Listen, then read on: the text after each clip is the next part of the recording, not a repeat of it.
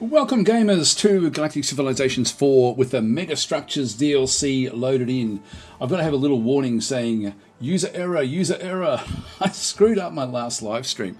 I didn't actually have Megastructures turned on properly, and I've since had to go back in and reset. So that's what we're going to be looking at today.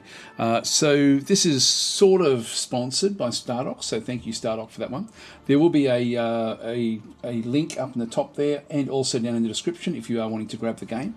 So please partake in that, and like not just the game but also if you do want the DLC. The DLC actually, and I'll try to do a little bit of a explanation about how it actually does work even before I get into it. I've been playing a game on Twitch, and I've played a few sessions with that one. We're not very far into the game. Well, actually I've played 2 sessions with the Megastructures DLC turned on and a few without it, because it was only during that time that I realised I had screwed up. So that was fully on me. So anyway, let's just go in and I'll just continue the game that I'm playing. This is called Twitch 01. Yeah, I think that's probably the best way to show this, I think. I'll do a summary of what's coming with Megastructures. Now, I'm not far enough into the game to have built anything at all yet, but we can still see the starting point of what it actually is. So I'll explain what I can around it. So when we first come into the game, there's now a new resource up through here called Gigamass, and we've got 4 of that at the start of the game. So Gigamass is actually, I don't think we start off with 4. It's very hard to get hold of, and it's a finite resource. So there's going to be a scramble for getting hold of the Gigamass. People will be trying to get that as fast as possible. This is the source of power for all of the megastructures. So whoever gets the most of that has a massive advantage. So just be aware of that. Finite resource is a scramble for it. There's a bit of a land rush on getting hold of it. And to get hold of it, essentially what you have, you can see there through there, Gigamass is condensed raw matter harvested from dead planets by harvester ships. Gigamass is required for the construction of megastructures, as well as powerful improvements, orbitals, and ship components. There's a lot of scope once you actually do have Gigamass. But, as I said before, finite resource. It comes from dead worlds. And so you can see anything with a glow around it is not a dead world. This is a class 1. This one here is a class 5, for example. But there's a few other worlds in through here as well that we actually do have. And so we've got ourselves in this case a class 0. All the class 0s will have 10 gigamass, which you can then rip apart. So there's another class, there's another 10, 20, 30, 40 just around our home system. So this is our home system in through here. And I'll talk about where we are as well. I'll do a summary so you get a bit of a feel for where we are, because on the release day of the Megastructures DLC, I will be live streaming for a few hours, continuing on this game that we're going to be playing today. So this will at least put you in good stead as to where we are and what's going on in our galaxy. So every area that we have a look at, like any dead world, is going to have, this one's only got 2 gigamass, for example. Down through here, we've got, that's actually a core world. Do we have any other worlds? It's only got 2 gigamass in through there as well. So that some of them are going to be all a bit different with what we sort of see through there. 2 gigamass out through that side. So your core systems are going to have, there's a 10 back into that side as well. I'm not sure if that's a function of the world. It doesn't really look to be. I think it might just be luck of the draw. We've got a 10 in through there. There is actually a class 1 poor world there. I should actually try to grab those. Another like 2 gigamass there. So there's a little bit around it, but this, as I said before, is a finite resource. There's 10 there. Yeah, it's interesting. I hadn't really realized that they were so different with what they actually had. So there's going to be a scramble. Now, how do we get those particular ships, the harvester ships? Let's have a look at our technology, and we'll just have a bit of a look to see where we are. If we go to the Tech Navigator, under engineering, we have a whole new stream of research, and it's just down through here. So it's essentially just in through this other side. After we go from engineering to star bases to asteroid mining, which we get pretty early on in the game typically, we then actually we're up to xeno-industrialization, which is what I'm currently researching in this particular game. But we've already got Gigamass theory. And so what this one does, I think we must have started off with +3, because we end up with another +1 in here. So this is allows us to start detecting and using naturally occurring hyperdense minerals. And so in this case, it unlocks things like the Giga Obelisk, the Gigamass supplies, Gigamass plating, precursor Relic Lab and Gigamass +1 back and through there. And that leads then to Gigamass harvesting. And so so what this one does, essentially, like things like Gigamass plating, etc., some of these will be ship components, some of them will be other labs and things that we can then put onto star bases. So we have all sorts of different aspects to these as well. If we have a look then at Gigamass harvesting, which is going to take 19 turns, so when that one does come up in my 50% off research, I'm going to probably grab it. And so this one then allows us to build harvester ships to collect Gigamass. And so we end up with a whole lot of different unlocks in through there. We end up with ship type, the planet harvester. Then we have a whole lot of different sorts of things we can then go and build. And we have a whole lot of different modules as well that we can then sort of go and have a look at as well. So we start to end up getting more and more things we can use Gigamass for. We don't have to use them for megastructures. So even though the DLC is called megastructures, we can use them for all sorts of things. And I'm not sure if it's actually I've got anything available just yet. I mean, maybe we do. I'll have to have a look. So at this point, we're just mining, and then we go on a bit further. The next one it leads to is stellar architecture. And what this one does is it allows us to build Dyson spheres. And so this is the Dyson sphere is unlocked, and this we can build around stars. Now every star is going to then have a different output of energy, which is the second resource we now get. So we don't actually have any energy showing up through here, but we will once we get to this level. And so what this one does is it allows us to build stellar architect ships using construct megastructures. This is the start of the megastructures. So it takes a little while to get to this point, but we still have access to Gigamass, and we can still do things with Gigamass without even going into the megastructures. It unlocks Dyson Sphere megastructure. So we have the Stellar Architect ship type, so we end up with a different type of ship. So the Megastructure Architect module will then be placed on that ship type, and then we have the Dyson Sphere is then unlocked, and that ship type can then go and use the Megastructure Architect module to build Dyson Spheres around worlds. Or not around worlds, around stars. I thought that initially that this actually was going to mean that you couldn't actually have any livable planets, but that's not the case. You can still actually have your planets around your system. The best of them, and so they've got an energy output based on the class of star that you actually have. Now, I can't remember everything, but I remember that the white stars give you the most output, and it just so happens that our home world, I'll just click on done, our home world is around a white star. So if we have a bit of a look down at DasTopia, so this is an ideal location, as far as I understand, for a Dyson sphere. So this would actually be a very, very high output and also very defendable because of the systems we have around it. So we actually we're going to have a lot of defense here anyway. So that would actually be a great source of energy. Energy is not finite. That gets replaced essentially. So you start to then the cap that you have of your energy is then drained away with the different projects that you then bring in. Let's just go back and have another look. I'll just keep on explaining how this works. It really does dramatically shift the game in different directions if you follow this particular path. It's like are you going to spend your time researching this, or are you going to continue on in other more traditional paths of your research? It's sort of one of these things where unlocking this could give you a very different type of advantage moving forward in the game. And so this one then unlocks the Megastructure Nexi, unlocks the Stellar Nexus Megastructure. So it allows us to build Tier 1 Nexus augments. And so in this case, you can see there's all sorts of different augments that then get added into the, I think it must be the Dyson Sphere. So we end up with all sorts of different componentry, like coils, rods, all sorts of different bits and pieces there that can then sort of be added into the actual megastructures themselves, and then we end up with special things like nascent gardens, focus origins, stratocyclers, all sorts of different stuff which do a range of different achievements. A lot of these I think are starbase. Some of them will be, I'm just trying to sort of see where there's one that's actually more of something that's built on the, actually all those first ones, the Gigamass coils, rods, Rav Plus, I think that they're all built on the actual on the home worlds, or on your worlds, on your core worlds. I think if we just go and have another quick look, I'll just see if there's another thing that would actually give us something that would actually sort of make us see that one. If we have a look at this one through here, these are supply depots. They're more stuff that's built as well.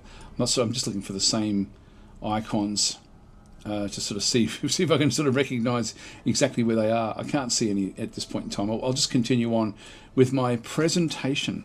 So then we go from, so we end up with the Nexus 1, then we end up with Nexus 2. So we end up sort of going deeper and deeper, getting more different types of things we can then go and build. So I'm pretty sure these must be star-based modules, or at least modules for the actual, for the for what we've actually established in space. But it's not just, you can see there are open gateways. I think that's something we build. I know that there's gateways we can build in around black holes. It just opens up a whole other gamut in the actual game itself. So it's pretty cool the way it does work. Then we end up with the ringworld is then unlocked, and this one is the thing that can drastically enhance planets, like dramatically so. And then from there we have Nexus Mastery, which is the final one in through there. In fact, these are, yeah, some of these actually I think are just built around in the actual, on the planets themselves, but I'm not 100% sure.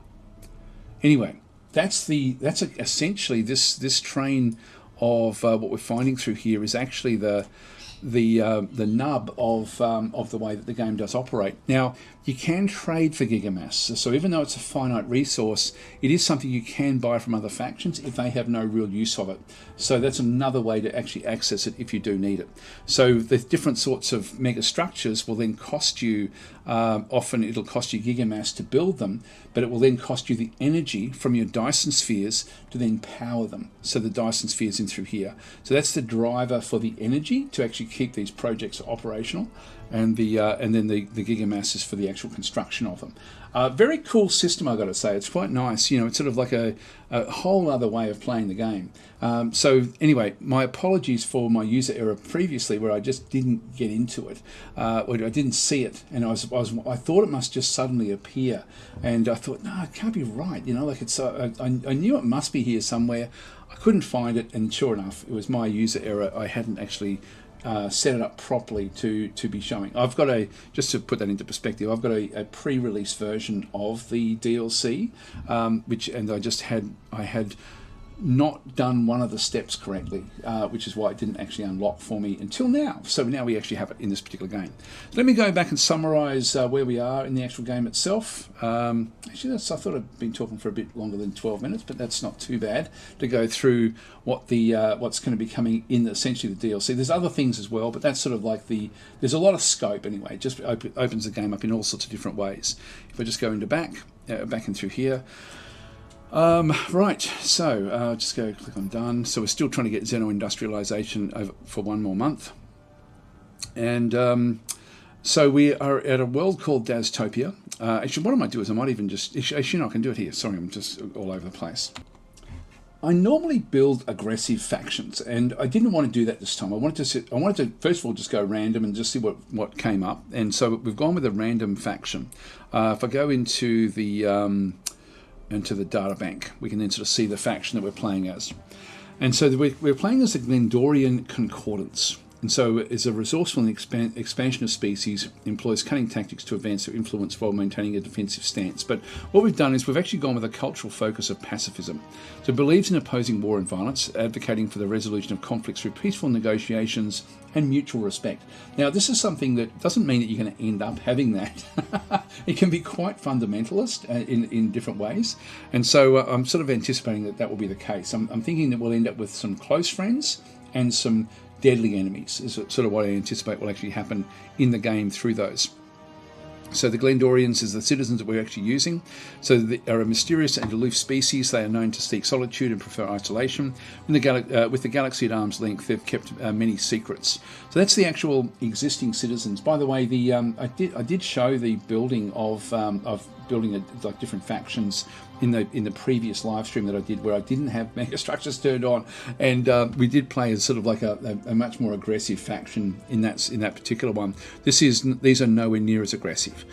Other things we actually have, the civilization abilities. So these are always very, very important, and these were just, I randomly generated these and then worked backwards to then create the actual Glendorian Concordance.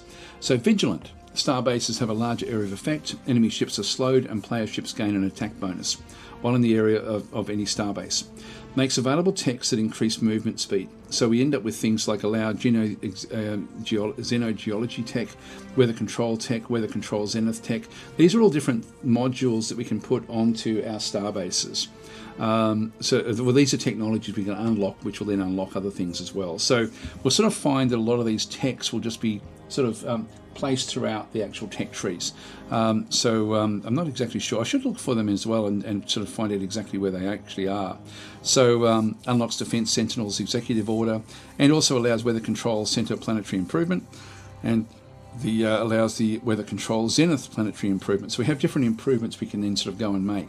So it just allows more technology to do with, I guess, sort of enhancing what we end up having through star bases.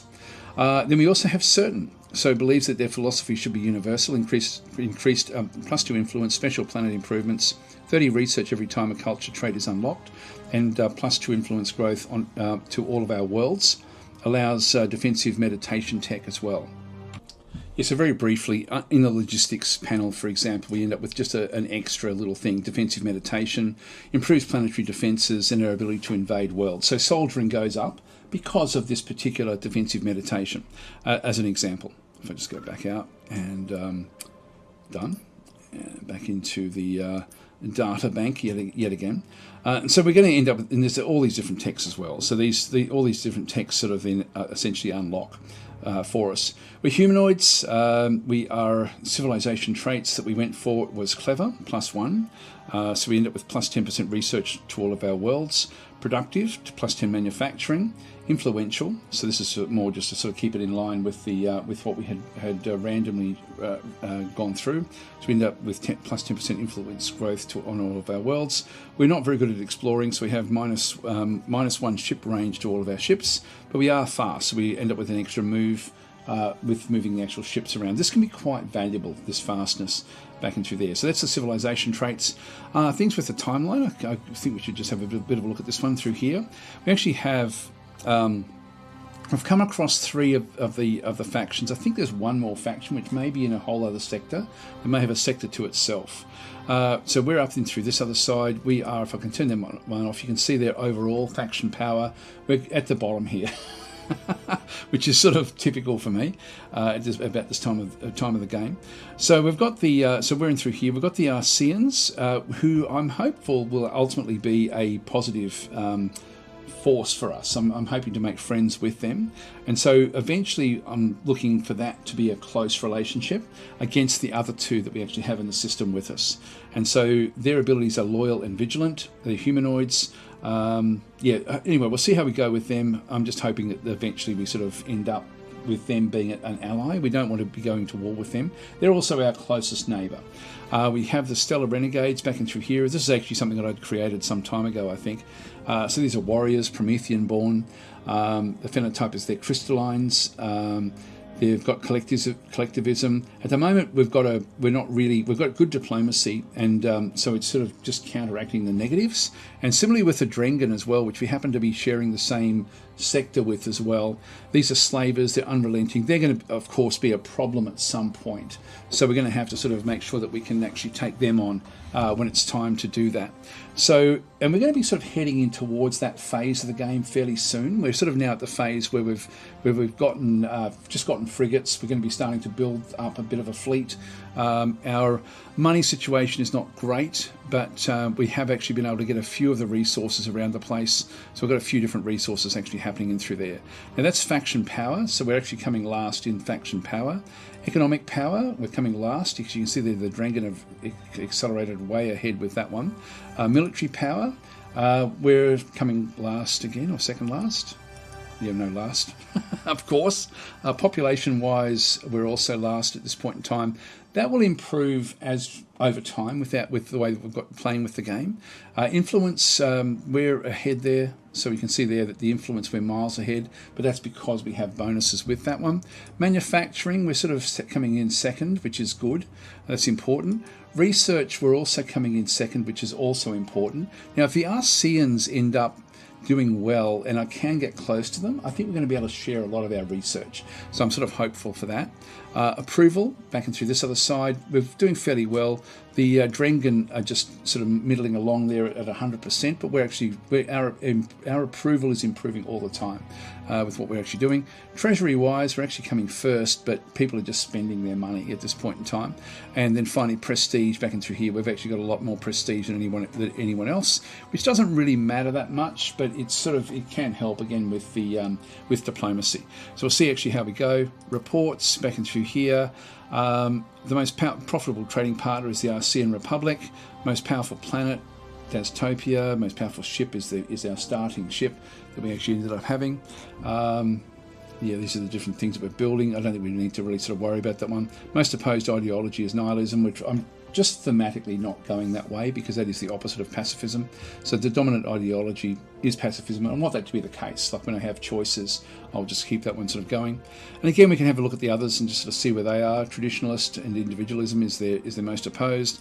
These are collective or individualism. Drengen is totalitarianism or egalitarianism being their most opposed ideology. Stats-wise, if we go and have a look at the stats, we're coming. Yeah, no one's conquered any planets. Controlled parsecs, we're coming first. We have the most area of space, and controlled parsecs linked to homeworld. We've got a lot of those, which is great. That's important ultimately to sort of have contiguous parsecs linked in there. The hexes that we sort of see. We haven't really fought any battles yet. Enemy starbases destroyed, nothing. Ships built 9, we're coming last with that. But we'll start to sort of improve with that over time, with what we actually have. So I'm glad that we can see all this information. It's sort of interesting to see it. Like if we go back to the Drengens, we don't know a hell of a lot what they do. Actually, they're coming 5th out of everything in terms of it linked to their homeworld. Cosmic Rebels, yeah, they're not doing all that well. The Arceans are also not doing all that well as well, to be honest. Core worlds back and through here. These are our actual core worlds. We'll have a look at this every so often. Actually, this is great, seeing the amount of approval that we actually have through here. This means that I should be able to push my taxation up a little bit because of what we actually have through here. And we're building entertainment districts as well, just to keep these sort of thumping along in a very, very positive light. So that's actually nice. I didn't realise we were that far up, to be honest, which is awesome. And treaties, we actually have just open borders with the Arceans. So that's sort of where we are through there. Let's just go and click on done. If I just go back to the civilization panel, this has changed a little bit, so I can actually sort of go and raise this one a little bit just to sort of try to get the money situation. If I just aim for that one to be around about that, say maybe 85%, so I can go even further along. I can take it to around about here and get the taxes where we end up start making a bit of money. Why not? Let's do it. And so we've got those sort of established. Just click on done. By the way, just one other little thing I should point out is that we do actually have a ruined ring world in here, which is a world that when you actually get your first tech in the Gigamass area, there will be a planet that will appear called a ruined ring world, which is sort of like the starting point for study or looking at what can happen with the actual ring worlds themselves. This is an old ring world that was ruined. It's remains of an ancient precursor megastructure. And so from here we end up sort of getting like an interesting type world. If I go and double click on it, this is what we actually have on this world. We're slowly building it up, and there's the ruined ring world right there. It's colony unique and we can't destroy it, but it's linked to the world through that particular location there. So that's what we have on this particular world. I'll just click on done. So we're sort of we're really just muddling along, trying to get protection. Like you can see the little shield next to all of these different planets, because that will make them happier as well, and also give us some protection. So we're also trying to chase down some of the pirates. We did get an event that came up. I'm not sure if I can see that. If we go back to the monthly news. No, I can't. I thought it might have shown it there. Yeah, no, we can't see the actual summary. Does that show us? No, that's just the summary of where we are. No, that's okay. That's okay. The Arceans, I might just talk with them actually, and just see what they're about. So if we just go back into the into diplomacy, we've got a couple of trade routes established, or one trade route established already, and I'll be wanting to get more of those. Trade value is only 3 at this point in time. Let's go back. But if we go and talk with them, so go to diplomacy, and with the Arceans, as I say, I want these to be our closest ally. So if we go and speak with them, or if we go to trade, let's just go and see if we can trade techs with their techs. They've got 3 techs available. Now, they've got weapon systems which they refuse to trade this tech with you because they don't like you enough. But Xeno-industrialization, we're going to get space elevators would be a good one for us. So if we go and throw that one in there, and then I can actually have a look to see if there's any techs that we can actually give them. Like hyperwave radio is not enough. Artificial gravity is more than enough. That's still more than enough. I don't want that because I've already going to get that one next turn. What about other treaties? It says diplomacy, exploration treaty. Oh, it requires to be relations need to be 1 or better. Current relations are -1. We're still slowly pushing things up a little bit. So artificial gravity. I'll just move that one back out of there and just try each of these. Space doctrine, evasive tactics. They like that one a lot. All of these are a high level for them. Hyperwave radio. I just want to start to get on top of the tech and start to sort of push forward as we start to then sort of go down to get the Gigamass techs. If we go into strategic resources in through there, do they have Gigamass? Yeah, they've only got 1.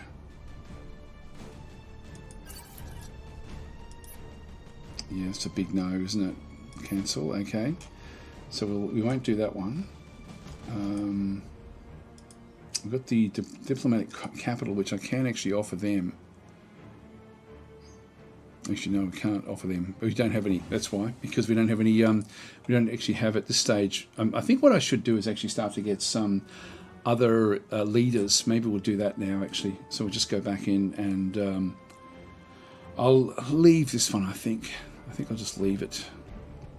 I'm just going to click on done. Okay, I'll just say goodbye. And done through there. All right. So if we have a look at our different leaders, and we'll start to now put a diplomat in with those. So if we go across to our leaders, I've only got 1 there. Very, very poor social. Now that's got 11 and 9 are the 2 good ones that it actually does have. If you look at the ministers, this one's poor as well. So even if the exploration, no, that's actually where that one needs to be. The Minister of Technology, I could switch that one across. And so, yeah, this one here, possibly. Actually, this one as well. The Minister of Colonization requires a high social skill. And this is actually why everyone's so happy, I think. It's because of what's happening there. With the different governors that we end up having as well, we can't move ourselves off from the worlds. But this is important for diplomats. So I'm thinking maybe we go back to the ministers and we make use of Art Osh in through this other side, and use the 8 that we actually have in through there. So let's just go back to recruitment and go and recruit this particular one. That's going to then chew up a lot of what we end up having in through there. We'll bring this one back out and then bring this one back in. So we end up still getting the +11 research. But we can now make better use of the social skills. So let's go across now to diplomats. We want the Arceans. We want to get them friendlier and friendlier. So we're going to now push them into there. And that will then start to also give us diplomatic capital, which we can then start to make use of as well. So if we I think if we hover over that one, we should ultimately see that as in the future, we'll end up getting that as another resource that starts to accrue that we can then go and spend. So we'll start that way, just to get that happening. That's fairly important. They've got freighter ships coming back in as well, coming back into our system. Let's have a quick look and see what else we can do. So we do actually have different improvements now that we need to do. Actually, one thing I've started to recently change my thinking on in the game is to actually start to use more of the districts, more so than the actual buildings. The buildings will cost you maintenance. They'll cost you actually money every turn to actually have one of these things. And unless you've really got like a good district foundation, they're a bit of a waste. So I am still building them a lot, but I don't have to build them too much. So we've got this as influence growth back and through here. This is certainly on the border. Would be interesting, but it's probably going to be more important down in through here where we end up with another +3 influence. And we'll be able to get, like, for example, a cultural district, which will then give me a influence growth. Eventually, we're going to need some of these in different territories, but our core worlds are pretty strong with influence already. So we don't need to really focus on that so much. Things, for example, like we've got our core world capital into here. Now, this one will give us population of +1 per level. And you can see we're getting +4. The reason for that is that I've built myself a agricultural district back up in through here. I can build another one in here as well, even though it's +3 to military there. That can, and this is +3 to food, but if I go and build another agricultural district, I end up with another, you can see there the adjacency level bonuses at the back end of this. I get +2 level to population, which means I can take this from an 8 to a 10. So this was the maximum for this one was by default 4. It's now up to 8. Sorry, it was 6. Now it's up to 8, and we can make that one go to 10. So that's a good improvement in terms of getting population, which I think will be important for us. So there's things like that. I'm reserving that one for a food supply. Like I can actually go and grab that one through there and boost that population bonus in through that other side. We also have a boost in through here from the Monsantium. I might just go and develop that one. So we'll just go and develop this one up. It's going to take 16 turns. Actually, maybe before I do that, I might just get myself a couple of manufacturing districts. I've actually have moved a few different things into here to allow me to do this. So let's just go and establish those just so we can get the manufacturing. Then we'll do that one last. I won't buy these, so I'll just let them sort of develop up slowly. This is the ringworld that we looked at before. I haven't really decided what to specialize. I haven't really decided on a research capital yet, and I probably really should. If we have a bit of a look through them, this is Sarin 1. This one has a lot of research in around it. It's only got 4 total potential population back in through here. We are building a shipyard in through this particular one as well. There's only a class 22. It's probably not really, even though there's a lot of research to be had, it's probably not really a lot that we need to focus on.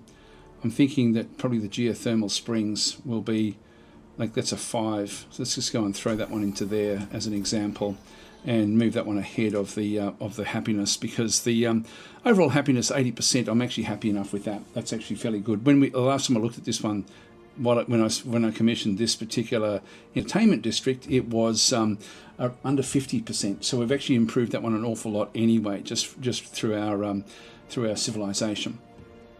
Then we've got Acelius Tertius. I should actually rename some of these planets. This is much more of a money world for us. So we're building at this point in time just financial districts. I haven't really focused much at all on anything other than financial district. We are building supply ships from here. I don't have any manufacturing, and I probably really should. Didn't even bother building the core world capital at this stage. We'll just let this one sort of build up. It's only a class 20. The class 30, this is our home world. This is Dastopia, and again, in around our capital, I'm going to be reserving all of these ultimately for more food supply, just to boost the actual population. We're up to 14 total population we can have on our home world, which is great. I've created a lot of workers on this world, and we'll be wanting to get scientists as well, and I'm thinking that we do actually have the industrial centre back in through there to get all of these. The happiness is really, really high. I'm probably better off doing that and then just getting a manufacturing district in there, another manufacturing district in there, and just moving all of those, in fact moving them to the front, just so we can sort of pump out the ships a bit faster. I'm tempted to do something with this as well. We've already got a research area there. We don't have a lot of research on this world. We don't have any great research worlds. This one here, we've got the planetary generator right next to the core world project. We've only got 3 possibles here. This is actually this is a fairly big one. I'm wanting to make this one into another farm, so I'll just go and create another farm in through there. So we'll end up building these 2 farms. This one as well, 81%. I'm going to move that one to the back of these other ones. Let them sort of come in first before we build this one up. We do have the influence down there. We do have 3 research, which means I could actually make use of the research from this little zone in through here. Like, even though there's not a lot of it in there, it's something that could be done. And that one there, I end up with a lot of slots in around. Just thinking of the technological capital. So this one here is, you get +3 level to research for all the adjacencies. If I move it into here, I can then ultimately, I should be able to then fill in this gap in here eventually over time. That would give me 3 reasonable ones in through here. I might do that actually, make this into our research world. And so if I go and place that one there, now if we just have a quick look and see what we end up getting through here. So with research, we end up getting just +3% research for each level, but we end up with a +3 level adjacency. So this one will then become a +6.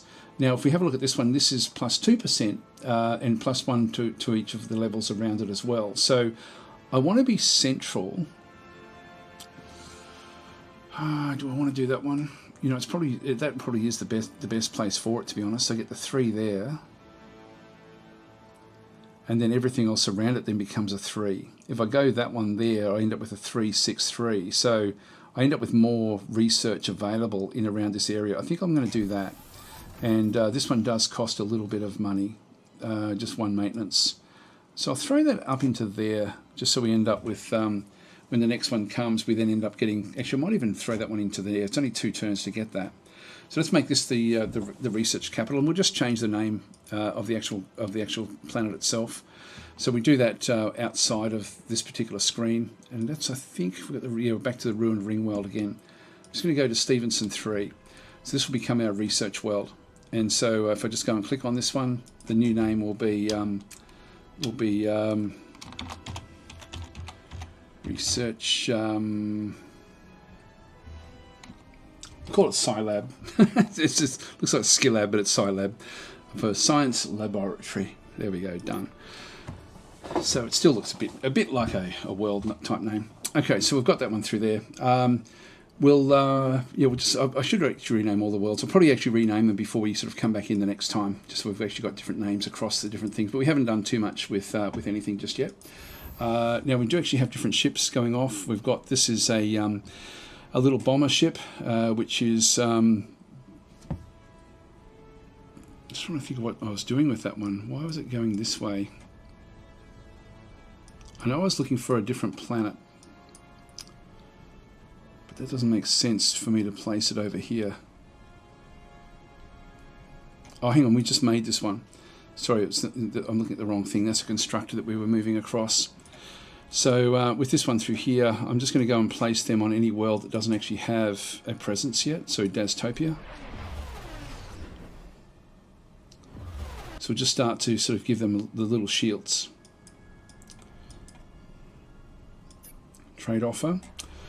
So yeah, they're looking for space doctrine. Yeah, okay, look, I'm going to say yes. I mean, well, I wanted to talk to them anyway, so I'm just going to go accept.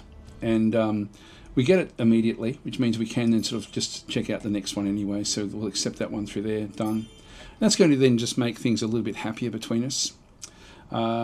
If we go and have a look at research, please give me, yeah, we go, Gigamass harvesting. So we'll definitely grab this one now. Allows us to build harvester ships to collect Gigamass from dead planets. So without even looking at the others, that's one we're going to go for. Done. So 12 months, it's a fairly long time. It's another third of the whole game that I've played so far before I actually get it, but it's going to then open things up for us quite nicely for us to then be able to start to collect as much Gigamass as we possibly can. We'll end our turn there.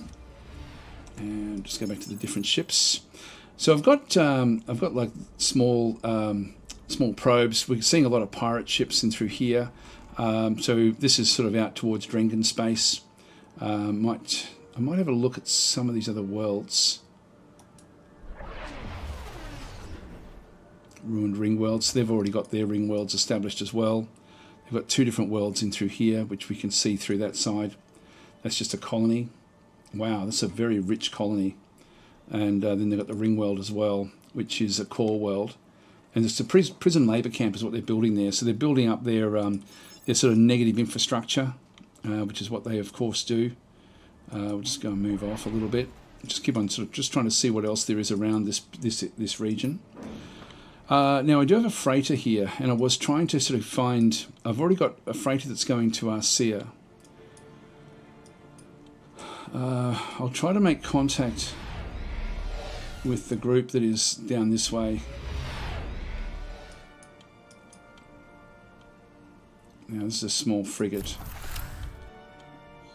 and I was moving this one down to try to see if we can find anything around the different planets.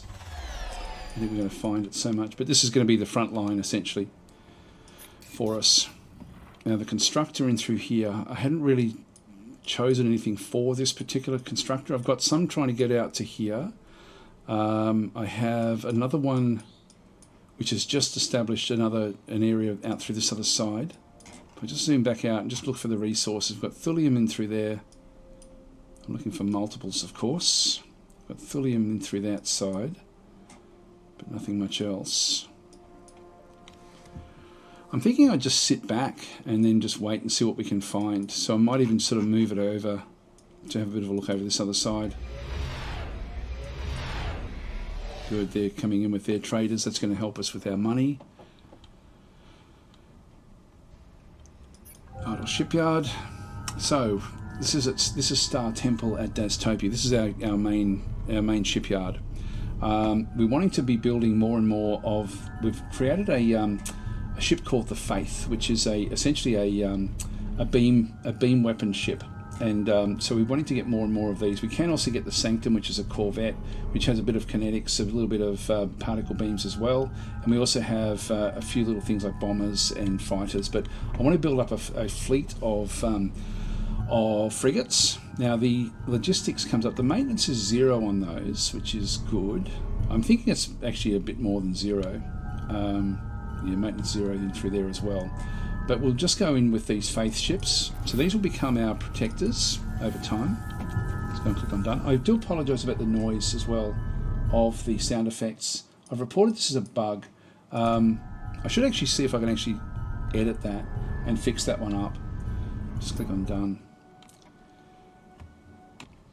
Just had a quick look to see if I could actually find it, but I think it's locked away inside sort of like data files and things. So looks like I can't change it. I have reported that as being a bug, just the sound of the actual shipyards themselves. They're just way too loud.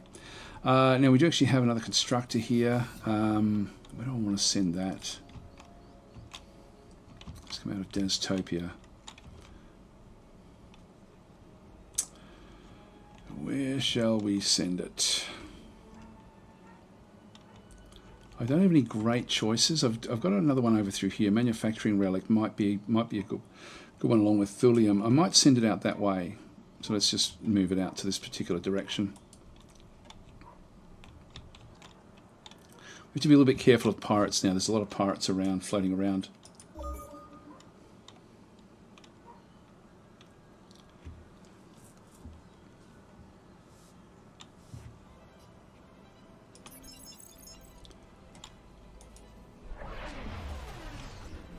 Small frigate there. Kona, this is their core. This is their homeworld. There's Drengi itself. They've got an economic star base in through there. They're building Fanglesses. So building different sorts of ships. Yep, so they're all inside their territory doing different things in through there as well. Becoming more and more powerful over time. There goes a colony ship.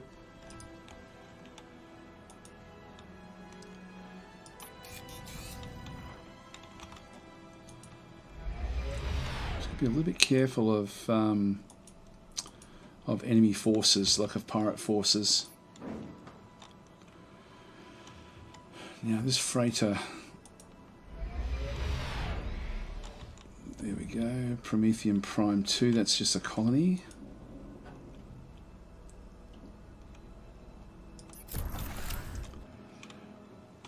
Now this frigate, I was sending this one in to just do a little bit of scouting to see if we could find, there was a lost world that we actually had elsewhere, and I want to try to find it if I can. We got a message before I started recording about that. The believer in through here again, so we're just building more and more of these. I've got those 3 there. Don't have anything in here just yet.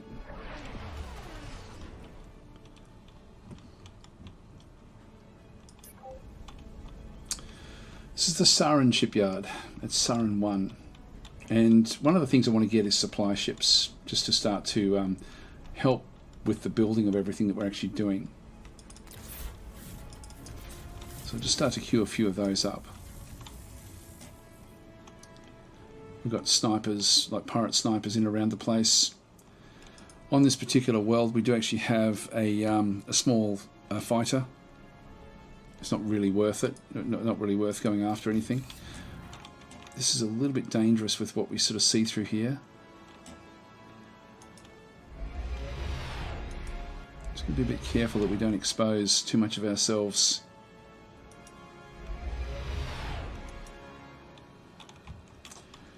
It's okay, we've got an event. So this is a survey report. We found a beacon warning us about a dimensional shift in the area. On the other side of the rift lies a parallel universe. Within seconds, a vessel appears on the other side of the rift with 2 warships in pursuit. The fleeing vessel hails, pleading for us to hold the rift open for their escape, and promises to join us if we do. But if we hold the rift open, the attackers are likely to come through as well. Now, if we do this one through here, we end up getting a corvette, but it spawns pirate ships. Corvette is not all that powerful, but I sort of need to start to build up my forces because I really haven't been doing it. So I'm going to go and open this one up, I think. This is a fairly common event that does come up. But let's go and might as well play it along this way. So we should then find a corvette waiting for us somewhere. Now I've got recycling. What's that one doing? So our scientists believe we can reverse engineer the technology. Okay, this is actually what we're doing. We're trying to research Gigamass harvesting and then harvest dead planets. This is actually what we're at. This is one of our events that we actually had. So we've got 9 months to go with this particular event. So the looter survey report. So we've encountered a derelict cargo container drifting in the dark vastness of space. The container isn't the interesting part, it's what's inside. A weapon targeting jammer. This device could be installed on one of our ships to increase its ability to evade enemy weapons. So we can add it to our vault to get a prototype warhead. And the prototype warhead is essentially going to give us +5 evasion. Extract the thulium, we get +2 thulium, or sell it for 200 in our treasury. I'm thinking I'm going to sell it because thulium I don't think is worth 100. Not that I have any thulium, so we could go that way, but I think I'm going to sell it for the 200 just to keep on top of the money. I like to have at least 500 just so I can buy things as required. Okay, then we've got the so this is actually where we came in, I think. So we've got the bandit. It's a cruiser, not a yeah. The cruiser is worth getting. Now we've got the looter there as well. We also now have a range which is also a cruiser, and so I think what we'll do is we'll actually have a look and see what we end up getting through here. This is one of our believers heading back in as well. So we've actually got like a few different ships that I can start to bring in against this particular ranger, and so they've got a cruiser that's come in with 9 combat power. If we have a bit of a look at this, what this one actually has, if I just press shift and just move across. So we've got the cruiser. It's got 9 combat back and through here. Beam attack of 2.3, missile attack of 4.6, kinetic attack of 2.3 as well. Shield strength of 7.5, specialized defense of 1. It's got chaff. Okay, so we've got that one. Our ship in through here has got 8 and then 2. Now we have. What do we have in ours? Beam attack of 8, which is good. Kinetic attack of 1. So we only have the beam attack. But we do actually have this ship as well. And so this one's got heaps of hit points. It's also got an attack of 8. Beam attack of 2. Missile attack of 3. This is a bomb with another missile attack. Not very strong. Missile attack of 1.1. No real shields on this one here. I think what I'll do is I'm going to move everything across to this particular location. Oh, I can't do anything with that one. Can you move? No, you can't. Okay, well, they're going to basically miss each other in that case. And we've got 11 moves in here. Now, it says for us there's no casualties and it's a total loss for them. I can't see that. If we have a bit of a look. The ship range 45, yeah, that's okay. Sensor range 2, yeah, it's not. They've got 50 hit points, we've got 50 as well. I might do a save scum here. I'll just do Control S and just see what happens. Because what I think I'd like to do is actually protect. Like this one's got 50 hit points. That one there. For us, it's a total loss if we attack that one. If we go into here and then do a full-blown attack. So if we end up doing a beam volley. Oops, hang on, look at left click. It didn't do any real damage. We can still do a missile volley as well. It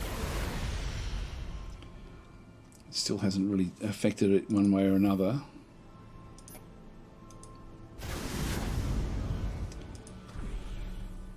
Yeah, so the only thing I can really do here is actually take the... actually, the looter can be upgraded. Got antimatter warhead. I should have done this first.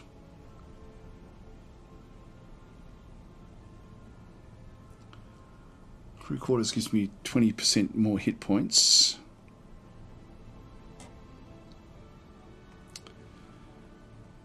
Yeah, either Illyrium or antimatter. I've got good amounts of both. I think I'm going to go with the antimatter warhead. Actually, maybe with the Illyrium. Let's upgrade that one. So we'll get that one upgraded. That way at least they're both together, and we can then go after this particular ship. Unfortunately, this one I think is going to be lost. I don't think I can really do much to protect this one. We've only got another bomber in through here as well. So we'll see how we go. What will it do? Oh, we've still got other ships that need to move.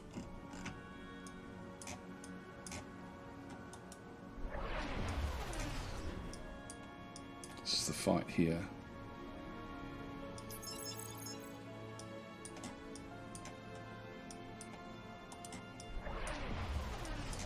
Watch what it does. Nope, still got more ships.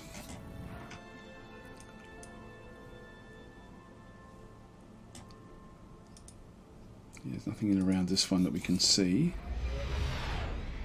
I'd like to find more resources, of course.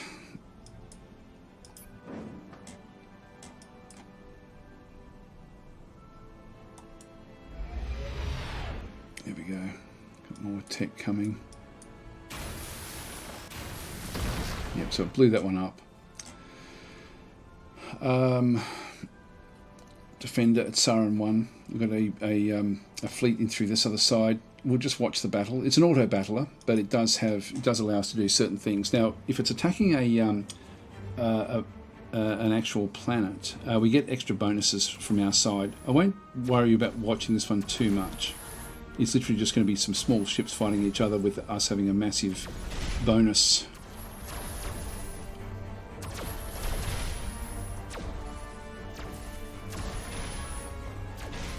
It's one of our fighters. Yeah. Done.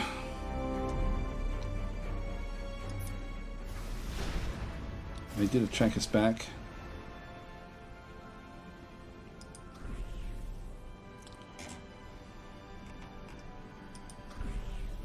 Taking a little bit of damage in through here. I think we'll actually just don't have any more upgrades in through this particular group. I'll do a missile volley against it. Keep on left clicking when I should be doing the other one.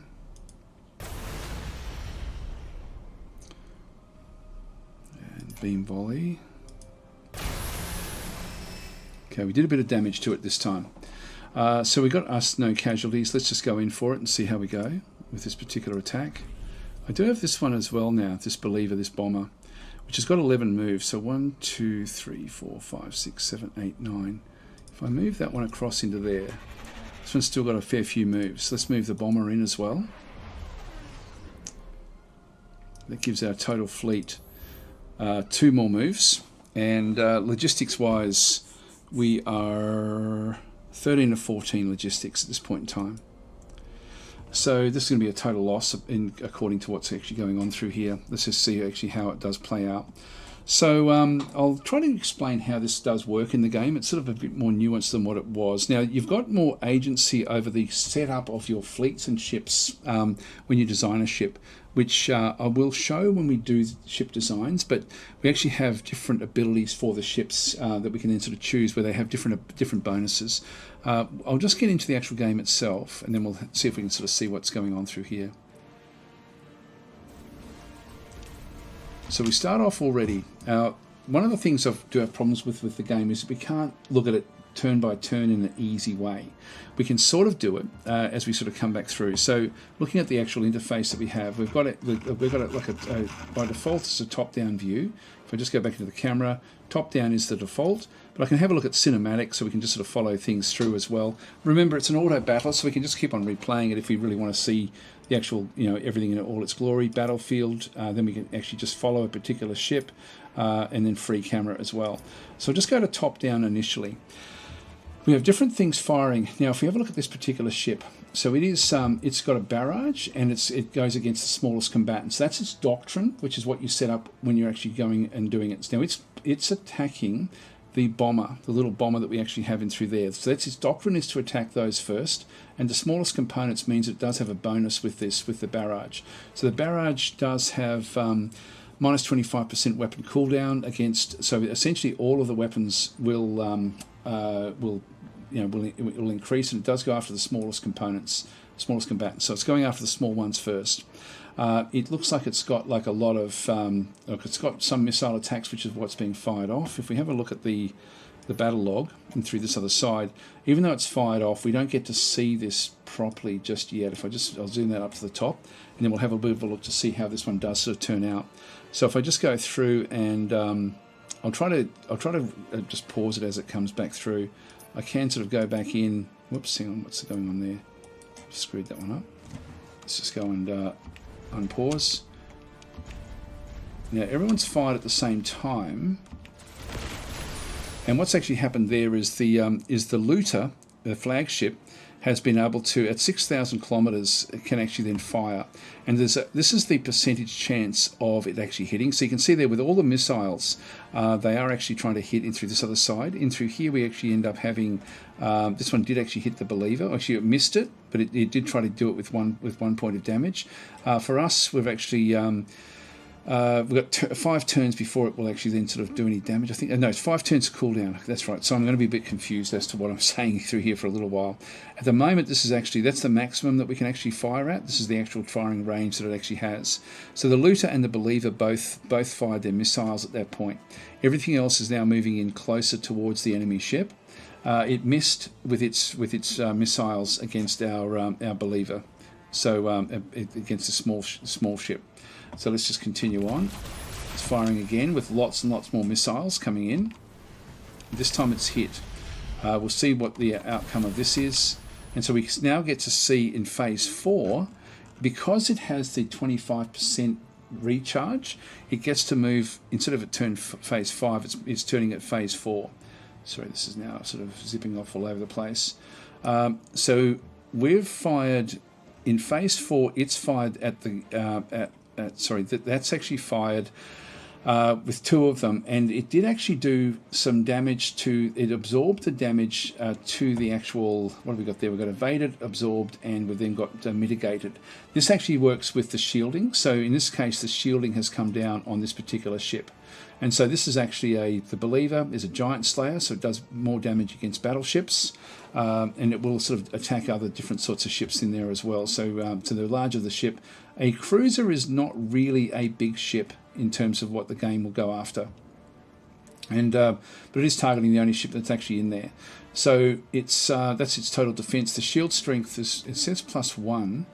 It should have actually hit the shield, I think, with what's actually going in there. We have lost a bit of hit points in through that side. At phase 5, as we sort of scroll on down, The Ranger has targeted the cruiser with its beam attack. It's just gone inside the 2,200 kilometre range, and so it's now fired at phase 5 and has actually done some damage. So armor integrity 97%, maximum armor was 1, and so armor helps mitigate incoming damage. When a ship is fired upon, its armor rating is rolled against the attack. If the attacker, I like us to put this in here. If the armor rating roll is higher, it mitigates the damage. After every armor roll, the armor rating is reduced by 5% of its original armor value for the battle. So this means that the more damage that we have coming in, the better. So the armor integrity went down. So the armor was hit and mitigated. Shielding, so the shields absorb incoming damage. When a ship's shields absorb damage, that amount is lost from the shield strength for the entire battle. A ship will not take damage to its hit points. Instead, its shield strength has been used up first. And so you can see through here that our shield integrity is now 0. So we've actually lost those 2 hits, hit our shielding. It did do some extra damage to us as well. So we'll just keep on going forward, seeing more damage sort of coming back through. So in phase 6, the flagship, the Looter, now attacks it with its missiles again, and does 2 shield damage. The shield integrity is down to 76, and then we do another one there down to 58 with the Believer, the bomber actually hitting it again with another missile attack in that particular phase. Let's just keep it going. Now we're seeing more and more damage sort of coming back out this other way. We've got the Bandit as the cruiser. It's attacking the Ranger. Actually, that's interesting. Bandit has switched targets. Targeting Bandit. Okay, so it's now targeting this one in through here. Now, I think this one has already been blown up, so that's essentially going to be destroyed, I believe. So it no longer has that as a target. This is where it does get confusing. I wish it would sort of show exactly the time that it's actually doing, so we can sort of see exactly what's happening in through here. In this case, the cruiser's coming in. We are doing some damage to the actual ship itself, but nothing really. We've done a little bit of damage to its hit points, but not a hell of a lot. But we are damaging its shield more and more. So its shields are now down. So the shield's down on the actual pirate ship. Yep, so that one did get blown up, so it was destroyed by a missile. It had 4 missiles that were shot at it, and that was the last one it could actually then go and take. The other ships are now starting to pull this one apart, so we're now doing more and more hit points damage to this particular ship. Now this is taken a little bit of damage. This is the Bandit, the one that we actually inherited. This is our flagship back over here, which hasn't taken anything just yet. This one's down to 20 points. Just a bit of a look to see. Down to 45. This one's down to 12.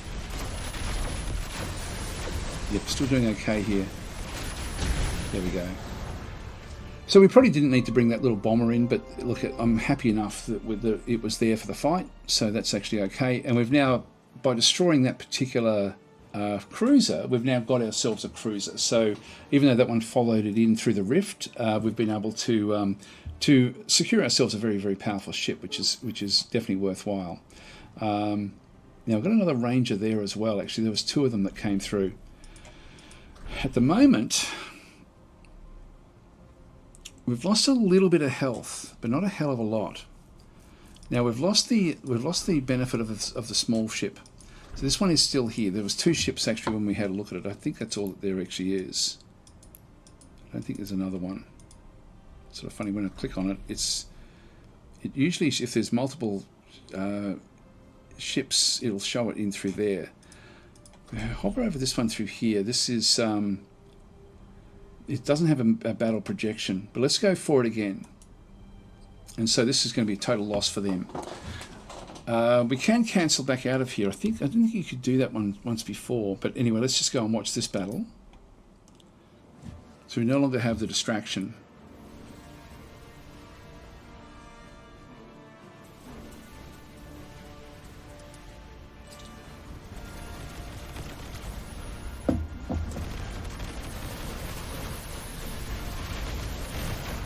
Still haven't taken any damage there. This one has taken damage. This is actually working out fairly well.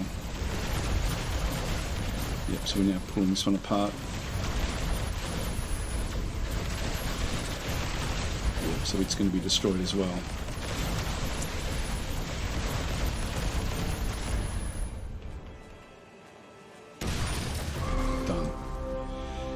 Good, and we didn't actually take any damage there at all, so that's fine. And that was the end of them. So yeah, there was 2 that followed that cruiser through, so that worked out fairly well. Let's now split up the fleet, so I can just go back in. The looter has now grabbed another level, and I'm going to go and get... I think I'm going to get the antimatter warhead this time. And we'll just upgrade that. We'll then just take one of our antimatters. So we're now down to 3. I'm tempted to leave these together, but I think I'll actually move it off. Just so we can start to build a bigger fleet. And we'll move that one back out to the actual homeworld. I might even send that off to do other things. This one didn't take any damage whatsoever, so let's just now go and keep on surveying. It can continue its merry way in the galaxy. So this is at Scilab, and I'm thinking that we go with freighters, siege ships.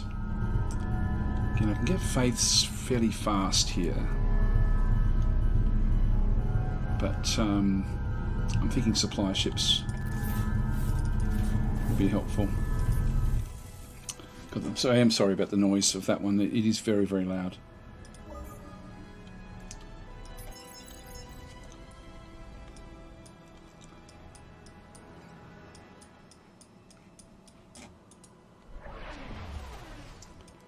Bring that one through. Should get a couple of our probes both together. I might make one of them just go to auto, I think. Just go to explore mode. It will just do its own thing then. Well, there's nothing in here. Now this little frigate is actually a commander frigate that we actually have. I'm going to tell it to go off and also just start to grab other territories. Now, there's really nothing down this way.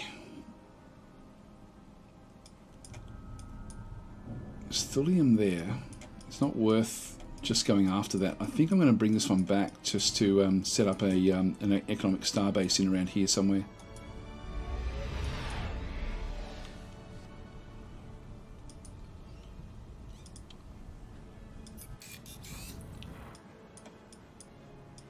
Now we do have to be careful. This is the precursor anomaly. But that one there is a manufacturing relic. I should have moved into the territory. Yeah, these guys are going to come after me, the snipers. They can only move at 2, but they will try to track me down.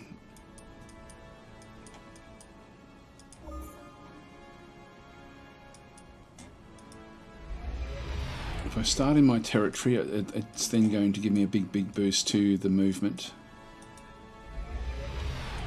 I'll just go that way to start with. So need a class 1 down there.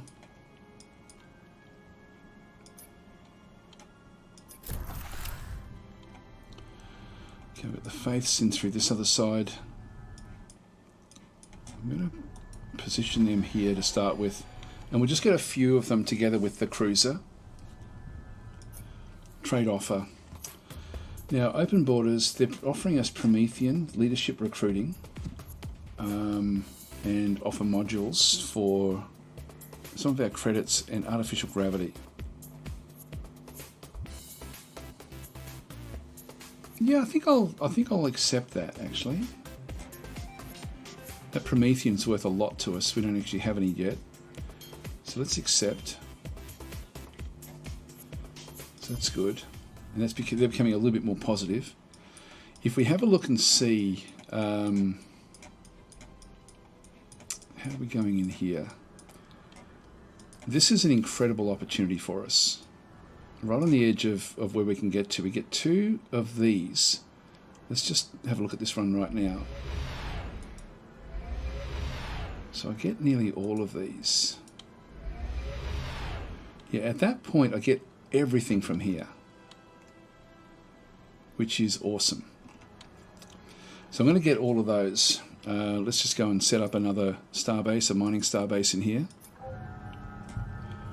And we've got mining drones in there as well. Done.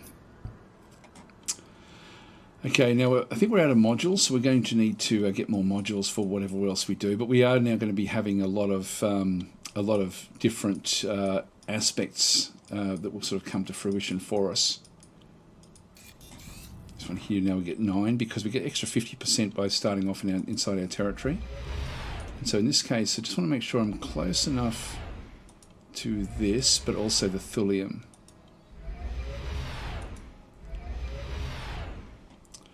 Okay, that's all we can do so far. And then we'll just come back in and grab the thulium. Get close enough for that one as well. Okay, science. Sorry, not civilization. We've got another one in through here. So tax exemptions. This one, gross income goes down, but loyalty goes up. Starship specifications. Manufacturing goes down, but hit points go up. Research grants. We've got the 20% research, but income goes down. Now, income is not fantastic with what we actually have. So we've got plus 52.24%. No, sorry, yeah, no, that's not quite it. I think nothing's more important than the lives. Let's actually maybe use that one. Defensive measures, no. I think we'll actually just use prototype defenses just to get our shield strength and things up, just so that we can start to be a bit more combative. We do need to protect what we've got from the pirates. Only 6 months for Gigamass harvesting now. And just move this one across. I think I'll actually set this one to auto explore as well.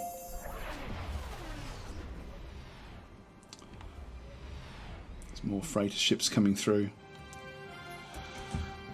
Okay, we're coming fourth in through here. It was top 5 most popular civilizations. We're not that as populous as I thought we would be. I thought we'd actually be fairly strong in that sense. Looter survey report. Your flagship captain reports the discovery of a lost cargo container floating in space. This device appears to be able to quietly slip into orbit of an enemy planet, raising the planet's crime rate. Very devious device indeed. Now we can store that one, so choose to store the enemy disabler module in your vault. Crime is bad, except when it happens to people you don't like. This device will increase the crime rate of any planet you choose, gain a charge for the artifact. Sell this one here for 500. And again, my money is poor, so I'm going to actually sell this one. Again, because we're playing as a pacifist group, it's not really the sorts of things that we would do. So that's another reason I'm sort of thinking of doing it that way.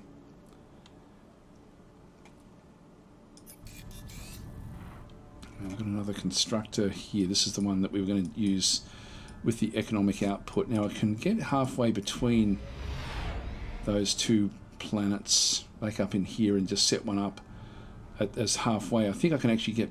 I think I can get both of those. If I can't get them both in one go, I'll eventually be able to get them. Now this one we're very close. There we go. We get the thulium. We get this one as well.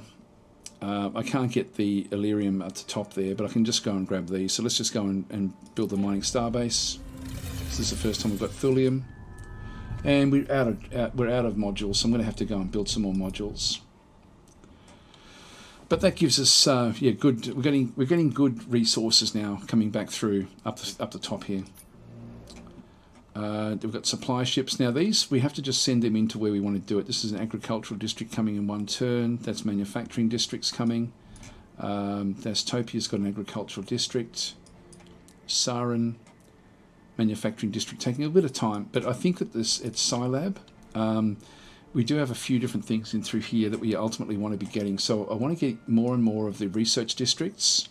You can see they're all the way around here. We end up with a lot. So let's just go and start to seed these into areas that we don't really need so much. Yeah, these are now. That's now a 5. I might even move that one even further back, and this one further back as well. This is gonna give us another +2, so I don't need to really worry about that one so much. That +2 wealth is probably better off having a farm in there as well. To be honest, I think I can. Can I make a farm there? Yeah, I can. That's going to give me a lot of food. I'll pop that one in the back there. So we'll just get those 3 there. Actually, I'll keep on getting more of these. The more of these around this location, the better, really.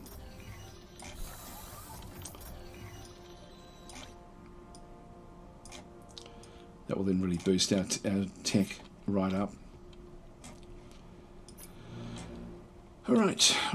So, supply ship into here. Just keep on building these as fast as we can. That just gives me 100 supply points to help build everything.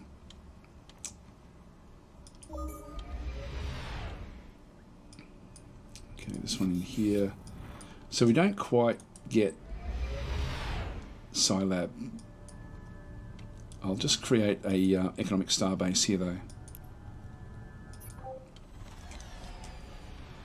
And I can't get the factories or anything like this, which will actually, we don't have any Durantium anyway, but I'll just click on done. We do get a little bit of a boost to our income in manufacturing, just a small amount, but we'll just start off that way. Ultimately the star bases will help us just with other things as well. Build ship, this is at Star Temple.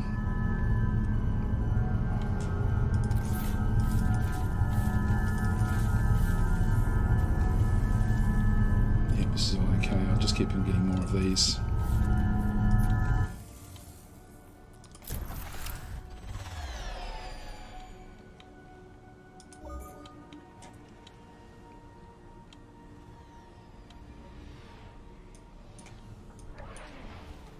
Oh, here we go. We've got a fighter is taking on a bomber from the pirates. These will be weaker than us. I'm not sure where that one actually was. We'll just watch the battle. Sarin. Actually, they're attacking Sarin yet again. So Sarin's been attacked a few times. I'll bring another ship across. I'll bring just a frigate over. There must be a lot of pirates in this region. In fact, I might even bring the cruiser and some frigates, and we'll just create what we need. It's done. Nice and easy. So at Sarin we do actually have just that one bomber. We can just go back to DasTopia and pick up more, pick up these other ships that we've actually got through here. And just go and shift click on those. Bring them over as a fleet, and they can go to Sarin. In fact, if we can find where the pirates are, I did actually set up some little areas. There's a pirate base there, and we have another one over here somewhere, I think, that I thought that I had set up. I may be wrong about where I actually had placed it. We're seeing more pirates down this way as well. Here they all come, actually. These little Molotovs.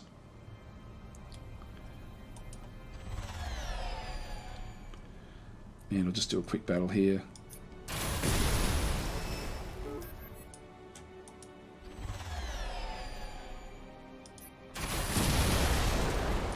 Keep on destroying these as we go. So we can still get another, with logistics here, we can still bring another, more ships into this particular group. One cruiser, 2 corvettes, well, 2 frigates, actually, essentially, I think. That's what we had set up with those. Anyway, that's all fine. We'll just go and go to tab.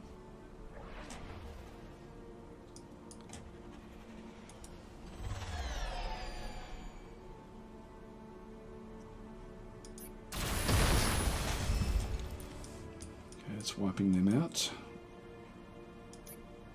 Idle core world. So we're now back in DasTopia itself. We've got our manufacturing in around this area. We're getting we're up to 16 now, population cap, which I can still put even more farms into there if I'm wanting to. But I think manufacturing here is probably the most important thing. So we've got +3 to manufacturing there.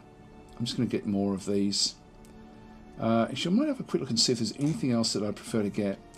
Heritage Centre is going to give us +1 level, that's the adjacency. It does give us tourism income. We do have the technological capital. Actually, I thought I built that before.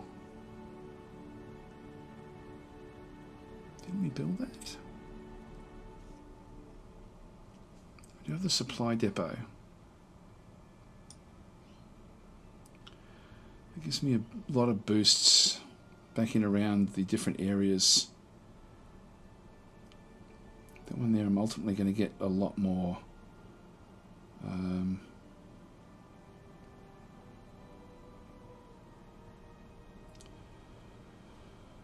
Yeah, it gives me a big approval boost.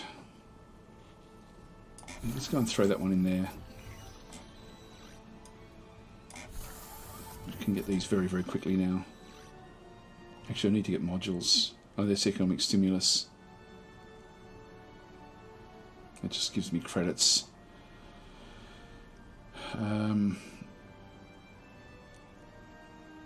I'll start building modules from some of these star bases. Maybe from here.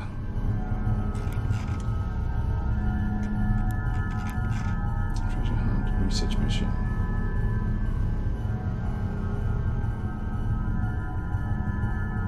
So where are the modules? So maybe I haven't even researched that yet.